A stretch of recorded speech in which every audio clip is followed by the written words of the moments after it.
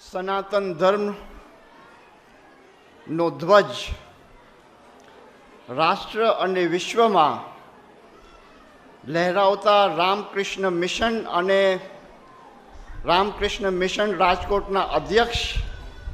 પરમ વંદનીય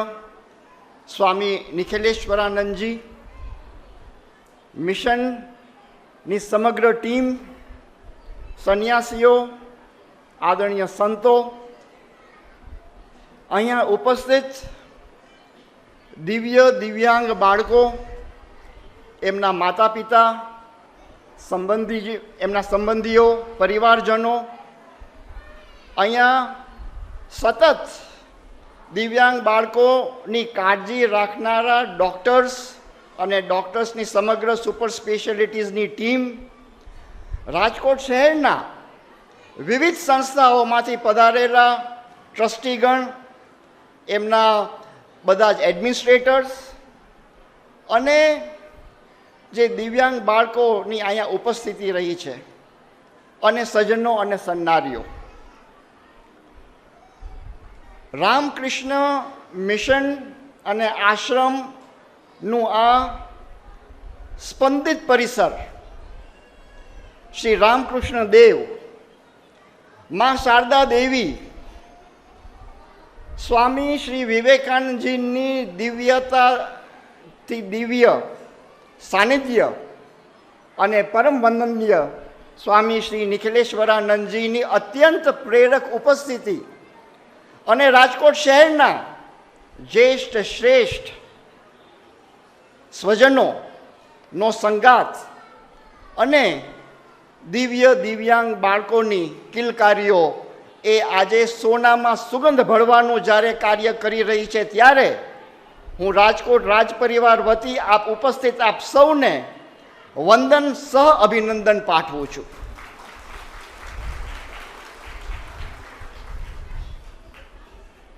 મનની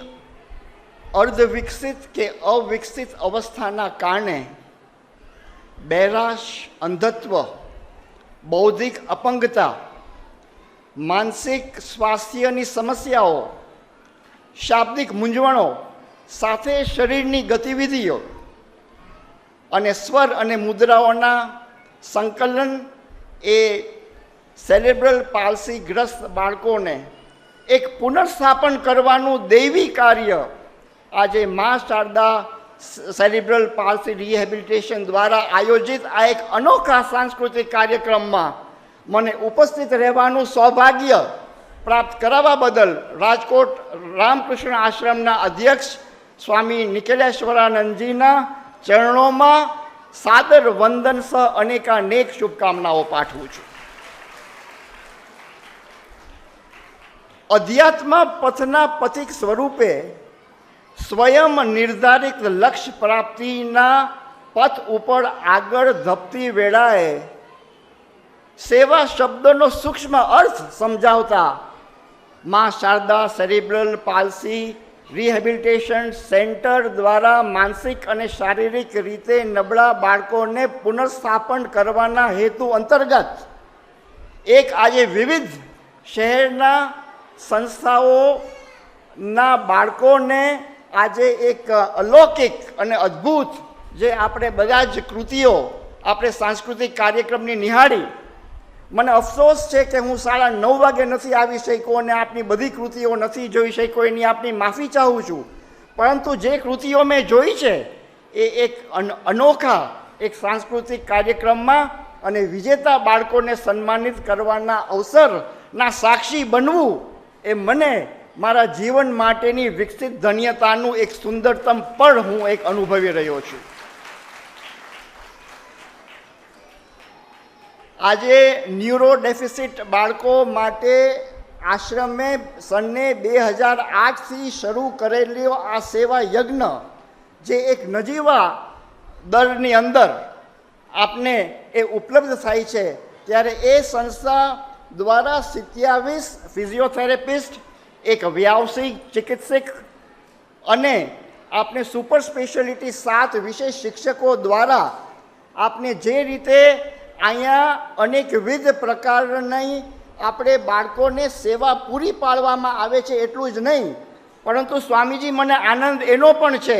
કે આજે આપને એક બાળ ન્યુરોલોજિસ્ટ, ઓર્થોપેડિક, એન્ટિક્રાઇનોલોજિસ્ટ, એક બાળ રોગ ચિકિત્સક, નેત્ર ચિકિત્સક, મનોવિજ્ઞાની ચિકિત્સક જેવી સુપર સ્પેશિયાલિટીઝ પણ આજે આપણે અહીંયા ઉપલબ્ધ કરાવીને અને એની સાથે એક પરામર્શ આપણે કરીને એક રેગ્યુલર બેસિસ ઉપર કે અંતરાલ સ્વરૂપે પણ આજે નિયમિત રીતે થાય છે, એનો અતિ વિશેષ રાજીપો આજે આપની સમક્ષ હું વ્યક્ત કરું છું. મહાકાલી, જગતજનની, ભવાની, ખડગ મુંડ કરધરની, અસુર હરણી, જનની જગત કરણી, તરુણ તારિણી અને દયાથી ભરપૂર માતૃવાત્સલ્યથી મહાકાલિકાના અવિરત આશીર્વાદ જે રામકૃષ્ણ દેવ ઉપર વરસ્યા છે અને આ રામકૃષ્ણ આશ્રમની અંદર એક એક કણની અંદર મહાકાલિકાના આશીર્વાદ સ્વરૂપે એ ઉર્જાનો આપણે બધા જ જ્યારે અહેસાસ કરી રહ્યા છે ત્યારે આ સ્થાનનું એક પવિત્ર અને એક મહત્ત્વ અને મહાત્મ્ય હોય છે કે જ્યારે આપણે એક આપણા ઘરમાં પણ જ્યારે આપણે પૂજા કરવા માટે બેસીએ છીએ ત્યારે એક પવિત્ર સ્થાનમાં બેસીએ છીએ ત્યારે હું સ્વામીજી એ બે ધડક રીતે કહી શકું છું કે આજે આ સ્થાન ઉપર રામકૃષ્ણ આશ્રમની અંદર આવા અલૌકિક દૈવી કાર્ય જે આપ મા શારદા રિહેબિલિટેશન સેન્ટર દ્વારા આપ કરી રહ્યા છો એને વધારે સુદૃઢ કરવા માટે રાજકોટ રાજ પરિવારના મોભી તરીકે હું મારી સમગ્ર સહયોગ આપને આપવા માટે તૈયાર છું.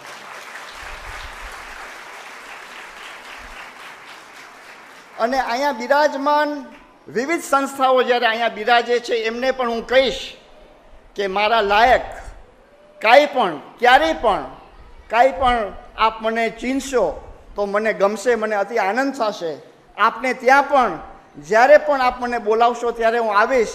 પરંતુ આપણે દિવ્યાંગ બાળકોના માતા પિતા અને એમના પરિવારજનોને હું એક નતમસ્તક વંદન કરવા માગું છું, કેમ કે આપની એક અવિરત એક સેવા રહી છે. આપણે આ માનવ સેવા માટેનો એક આપણે સેવા યજ્ઞની અંદર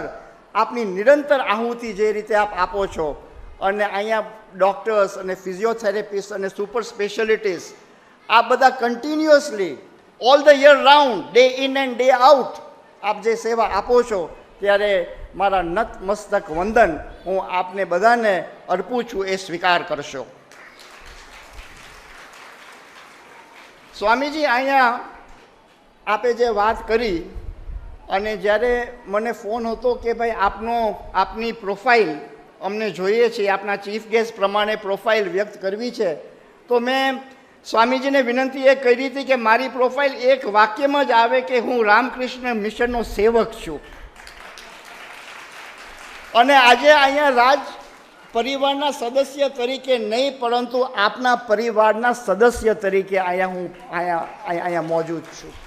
અને ઉપસ્થિત છું. સ્વામીજી એક વિનંતી હું એ કરવા માગું છું કે આપ એક અલૌકિક કાર્ય કરી રહ્યા છો અને અહીંયા આ મા શારદા રિહેબિલિટેશન સેલિબ્રેલ પાલસી રિહેબિલિટેશન સેન્ટરને આપ વધારે વિકસિત આપ કરો, કેમ કે આપ એક વર્ષની અંદર 30,000થી વધુ દરિદ્ર નારાયણની સેવા આપ એક છત્રની નીચે આપ બધા ડૉક્ટર્સ મળીને આપ કરી રહ્યા છો ત્યારે મને એ કહેવાનું મન થાય કે રામકૃષ્ણ આશ્રમની નજીક આપને કોઈ પણ જમીન જ્યારે લેવાની થાય ત્યારે અત્યારથી શ્રી ગણેશાય ફૂલ નહીં તો ફૂલની પાકડી 5 લાખ હું આપને અર્પિત કરવા માગું છું. આપ વધુ સેવા કરો અને આની અંદર રાજકોટ મ્યુનિસિપલ કોર્પોરેશનમાં FSI વધારવા માટે અને આપને ઓલરેડી અહીંયા જે રિહેબિલિટેશન સેન્ટર છે એમાં વધારે કન્સ્ટ્રક્શન કરવા માટે પણ જ્યાં મારી જરૂર પડે કમિશનર સાથે જ્યાં મારો પરામર્શ કરવા માટેનો કોઈ અવસર ઊભો થાય ત્યારે આપની સાથે હું ઊભો રહીશ, એની આપને હું ખાતરી આપું છું. આજે અહીંયા પાસે જમીન આપણે થશે તો એનું આપણે ડેવલપમેન્ટ થશે, એ ડેવલપમેન્ટ થશે તો આપનો આ જે એરિયા છે મેડિકલ સેન્ટર અને રિહેબિલિટેશન સેન્ટરનો એ વધી શકશે. અને એના માટે એક નવું એકાઉન્ટમાં અમારા 5 લાખ પહેલાં જ આપણે રાજકોટ રાજ પરિવાર વધી અમારી જે પ્રણાલી રહી છે, અમારી જે પરંપરા રહી છે, અમારો જે સંસ્કાર રહ્યા છે, અને આપે જે અમને એક પ્રેરક બળ તરીકે કીધું કે અમારા પૂર્વજોએ પણ આ જમીન આપણે અર્પિત કરી છે, તો એ ઉત્તરદાયિત્વ નિભાવવાનો મારો પણ એક અધિકાર છે અને મારો પણ એ એક રિસ્પોન્સિબિલિટી છે કે એ આપના આ નવા જમીન માટે પણ હું આપને અર્પિત કરું.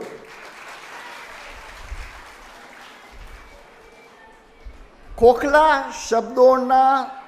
સંગત કરવાને બદલે એક બેહદ દિવ્ય સૂર રેલાવીને માન્ય વ્યવહારમાં દિવ્યાતિ દિવ્ય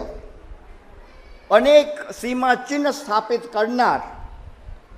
ગુજરાતના પનોતા પુત્ર અને આપણા સૌનું ગૌરવ એવા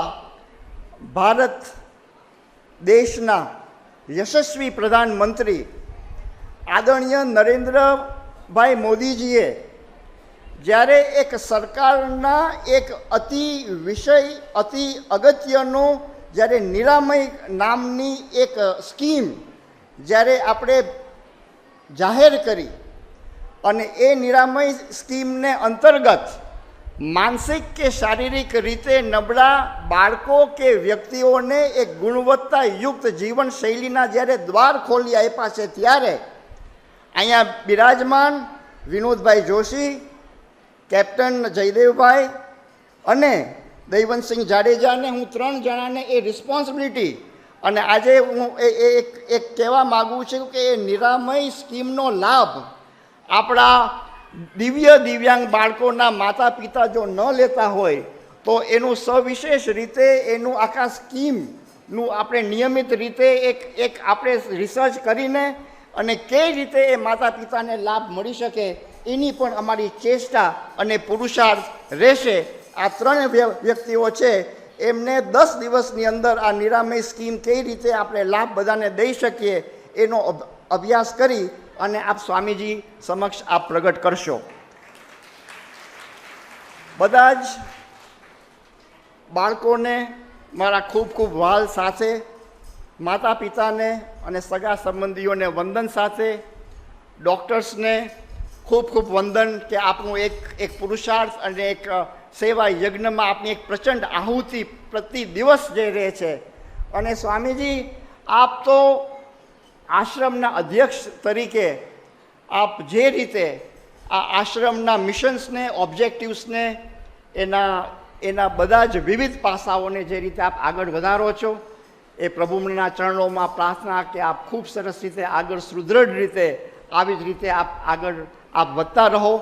અને દિવ્યાંગ બાળકોની માવજત કરનારા સમગ્ર ટીમને હું વંદન સાથે અને આપ બધા જ અહીંયા પધાર્યા છો. આજે